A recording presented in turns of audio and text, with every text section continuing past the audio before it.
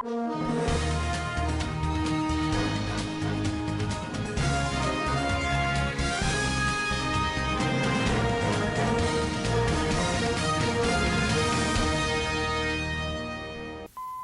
rejects electronic transmission of results. Tinubu orders army to march into Kayama. Sokoto Judicial Commission uncovers 117 billion naira irregularities in Tambuwal's administration. On business news, NNPCL to bring experts from China to improve Nigerian refineries. On the international scene, Iran struggled to find common ground ahead of talks in Oman. On sports update, Senegal unveils a squad for Falconets clash. Hello and welcome to SVTV News. My name is Musa Alhaji Muhammad. The Senate on Wednesday rejected a proposed amendment to Clause 60, subsection 3 of the Electoral Amendment Bill 2026 that sought to make the electronic transmission of election results from polling units compulsory. The proposed amendment required presiding officers of the Independent National Electoral Commission (INEC) to transmit results electronically from each polling unit to the INEC result viewing IREV portal in real time after the prescribed Form EC8A had been signed and stamped by the presiding officer and countersigned by party agents. The rejection followed an amendment made by Senator Tahir Monguno Borno APC, who proposed that transmission aspects be removed while the original provision be retained. President Bola Ahmed Tinubu has ordered the deployment of an army battalion to Kayama, local government area of Kwara State, where terrorists killed helpless villagers in a large number. This was disclosed in a statement by the Special Advisor to the President on Information and Strategy, Bayo Onanuga, on Wednesday night. President Tinubu urged collaboration between federal and state agencies to provide succor to members of the community and ensure those who committed the atrocities do not go scot-free. President Tinubu prayed for the repose of the soul of the deceased and condoled with those who lost family members. The Judicial Commission of Inquiry set up by the Sokoto State Government to investigate the activities of the immediate past administration of Governor Aminu Waziri Tambuwal has submitted its final report. Fatima Ibrahim has more.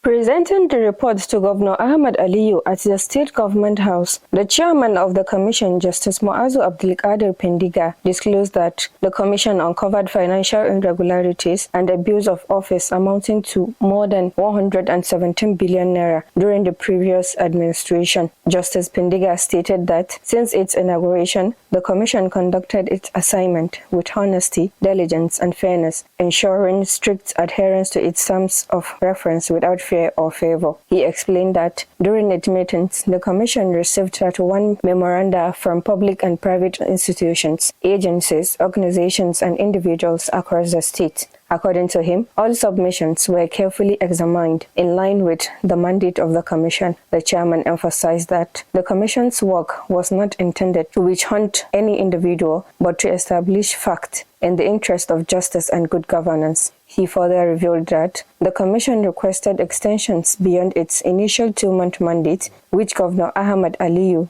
graciously approved until the assignment was successfully concluded. Justice Pendiga thanked the governor on behalf of members and council of the commission for entrusting them and giving them the opportunity to serve the people of Sokoto State. In his response, Governor Ahmad Aliyu commended the chairman and members of the commission for their diligence and professionalism in carrying out their assignment within the given terms of reference. The governor recalled his earlier commitment to the people of Sokoto State to uphold transparency, accountability, and trust in governance, noting that the report aligns with the promise. He assured that the report would be treated with seriousness it deserves and appropriate action would be taken in the overall interest of the state.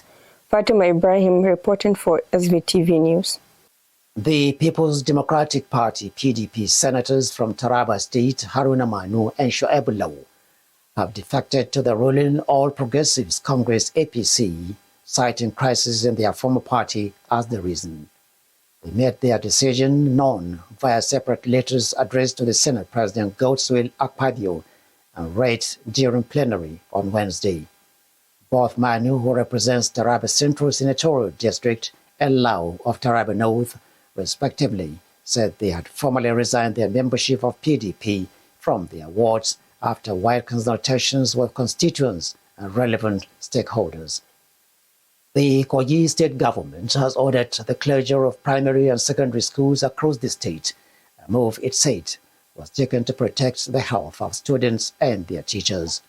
A statement issued by the State Commissioner for Information, Kingsley Fanwo, said the decision was taken following intelligence inputs received by the state, which deemed it necessary to take measures to protect the schools. He added that Governor Usman Ododo has directed all relevant authorities to take steps to ensure that schools resume as soon as it is deemed safe. The Commissioner commended security opponents for providing timely intelligence, explaining that this would help the state's security system. Now to business news.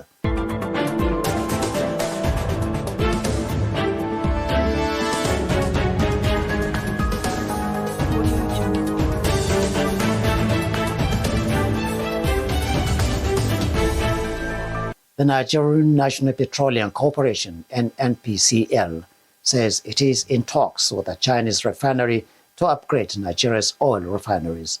Abdulkarim Suleiman has the details. The company's chief executive officer, Bayo Ojulari, made this known on Wednesday, saying they needed experts to restore the country's government refineries to normal operation after years of non-functioning. Ojulari said that a study they conducted after they began work found that money was being lost instead of making a profit in operating the refineries. He said they agreed to hire professionals who knew the job rather than hiring contractors. Preparations are well underway. We are continuing to discuss with some experts who we want to improve our refineries operations, and tomorrow some of them will start arriving at the refineries.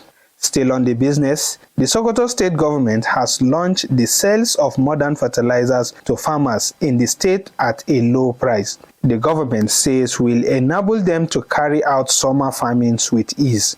The state governor, Ahmed Aliu, launched the fertilizer distribution in Wurno local government area of the state on Wednesday, saying that improving agricultural activities is among the major priorities of his administration. The governor said they have purchased 52 trailers of urea fertilizer and 50 trailers of NPK, and they will be distributed to the 23 local governments in the state, adding that each local government will receive 2 trailers of urea and 1 trailer of NPK, and they will be sold at a reduced price. The governor said his government has awarded the contract to repair the Lungu Dam, adding that in future, the Kware Dam will be repaired for the benefit of farmers. He added that they will purchase 250 tractors to make the work easier for farmers. On the international scene, talks between Iran and the United States will take place in Oman on Friday. Bilkisu Harun Abdullahi reports this and more. Mediators from Qatar, Turkey and Egypt have presented Iran and the US with a framework of key principles to be discussed in the talks. The talks come as the region braces for a potential US attack on Iran after US President Donald Trump ordered forces to amass in the Arabian Sea following a violent crackdown by Iran on protesters last month. Still on the international scene, Ukraine, Russia, and the United States are holding a second day of talks in Abu Dhabi as fighting rages on nearly 4 years after Russia's full-scale invasion of its neighbor. Kyiv says the first day of negotiations was substantive and productive, though there was no apparent breakthrough and major differences remain. President Volodymyr Zelensky has said the number of Ukrainian soldiers killed on the battlefield as a result of Russia's war was estimated at 55,000. Kyiv Mayor Vitaly Klitschko says 2 people have been wounded in a Russian overnight drone attack in Ukraine's capital. Bilkisu Haruna Abdullahi, SVTV News. On sports update, Johnson Ola reports that Senegal have unveiled their squad for Saturday's FIFA Under-20 Women's World Cup qualifying clash against Nigeria's Falconets and have commenced preparations in Abeokuta ahead of the first leg of the third round encounter. The Senegalese Football Federation announced the list on Wednesday, with head coach Mbayang Thiam selecting a balanced group drawn largely from domestic academies and clubs, alongside a handful of foreign-based players. The team is headlined by 2025 CAF Young Players of the Year finalists Aji Ndaye of Borgis 18, with Yakara Daini of AS Bambe, and Fatundaye Kamara of Lacy Ahmed for supporting and as backup goalkeeper, while the squad also features defenders such as Asisa Tufo, Adama Siga Diop, and Deye Habibaru. In midfield, Bene Diop, Mariama Fati, and Mamed Yara Diallo are among those selected, with the attacking options led by Marie-Louise Sarr, Khadija Badio, and Asisa Tusagna.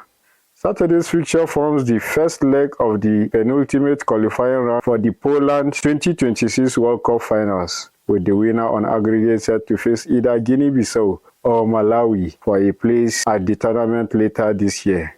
Meanwhile, Cristiano Ronaldo might ask to leave Al Nassr in June.